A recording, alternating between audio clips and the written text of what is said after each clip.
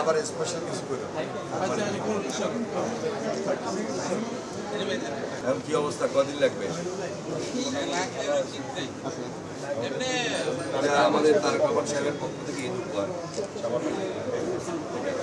জুলাই আন্দোলনে যারা শহীদ হয়েছিল, আমরা ইতিমধ্যে সকল পরিবারের পাশে বাংলাদেশ জাতীয়তাবাদী দলের পক্ষ থেকে সর্বাত্মকভাবে খোঁজখবর নিয়েছি। আমাদের ভারপ্রাপ্ত চেয়ারম্যান জনাব তারেক রহমানের নির্দেশে আজকে এখানে আমরা উপস্থিত হয়েছি। আমাদের অ্যাব যারা বিএনপির ইঞ্জিনিয়ার্স সমিতি, যারা অ্যাসোসিয়েশন সাবেক কর্মকর্তাবৃন্দ, তাদের সম্পূর্ণ আর্থিক সহযোগিতা জনাব তারেক রহমানের নির্দেশ অনুযায়ী আমরা আজকে এই জুলাই আন্দোলনে যারা পঙ্গুত্ব বরণ করেছেন তাদের খোঁজখবর নেওয়ার জন্য এখানে এসেছি। আমাদের জাতীয়তাবাদী দল ঢাকা মহানগর উত্তরের সংগ্রামী আহ্বায়ক আমিনুল হক সে এখানে উপস্থিত রয়েছেন।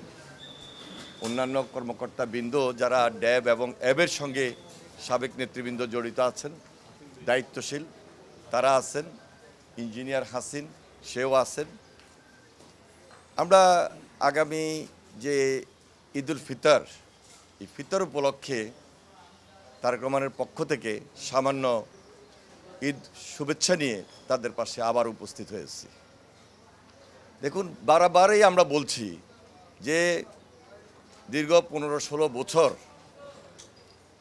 ফ্যাসিস্টের বিরুদ্ধে আন্দোলন সংগ্রাম করতে গিয়ে আমাদের অনেক নেতাকর্মী গুম খুনের শিকার হয়েছে। সর্বশেষ জুলাই আন্দোলনে ছাত্র গণ অভ্যুত্থানে যারা নেতৃত্ব দিয়েছেন তারা অনেকে শহীদ হয়েছেন, অনেকে দৃষ্টিশক্তি হারিয়েছেন, অনেকে পঙ্গুত্ব বরণ করেছেন। এখন পর্যন্ত ফ্যাসিস্ট হাসিনার বিচার কার্যক্রম খুব দৃশ্যমান আমরা দেখছি না। সকল পরিবারের দাবি, দেশবাসীর দাবি, রাজনৈতিক দলগুলোরও দাবি যে হাসিনার বিচারকে ত্বরান্বিত করতে হবে, দৃশ্যমান করতে হবে। হাসিনার পরিবারের বিচার করতে হবে যারা এই দুর্নীতি দুঃশাসনের সঙ্গে জড়িত, এবং যারা এই ফ্যাসিস্টের দোসর একদম তৃণমূল পর্যায় পর্যন্ত, আপনি থানায় যান, জেলায় যান, পৌরসভায় যান, ওয়ার্ডে যান, ইউনিয়নে যান, সব জায়গায় তাদের গডফাদাররা যে দুঃশাসনের রাজত্ব কায়েম করেছিল, আমরা তাদের বিচার দাবি করছি। এবং তাদের বিচারগুলো যদি এই মুহূর্তে খুব দৃশ্যমান হতো, জনমনের যে আশঙ্কা আজকে তৈরি হয়েছে এই আশঙ্কা অনেক দূর হতো। সবাই মনে আমরা সাহস পেতাম, মনোবল পেতাম।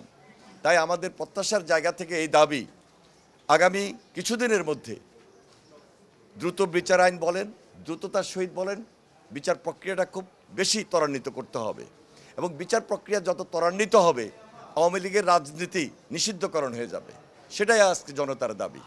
আমরা তাই আজকে যারা উপস্থিত হয়েছি আমরা আমাদের দাবিকে এইভাবে জোরালো করছি, বিচার প্রক্রিয়ার মধ্য দিয়ে, আইনি প্রক্রিয়ার মধ্য দিয়ে হাসিনার বিচার যত বেশি জরুরি, যত বেশি প্রায়োরিটি পাবে, আওয়ামী লীগের রাজনীতিও নিষিদ্ধ হওয়ার ক্ষেত্র তৈরি হবে।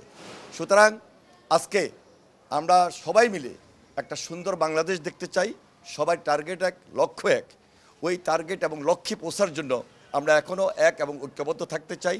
জনাব তারেক রহমানের নেতৃত্বে সুদৃঢ় ঐক্যের ভিত্তিতে যে কোনো ষড়যন্ত্র আসুক মোকাবেলা করার জন্য আমরা রাজপথে এখনও প্রস্তুত রয়েছি। ধন্যবাদ সবাইকে।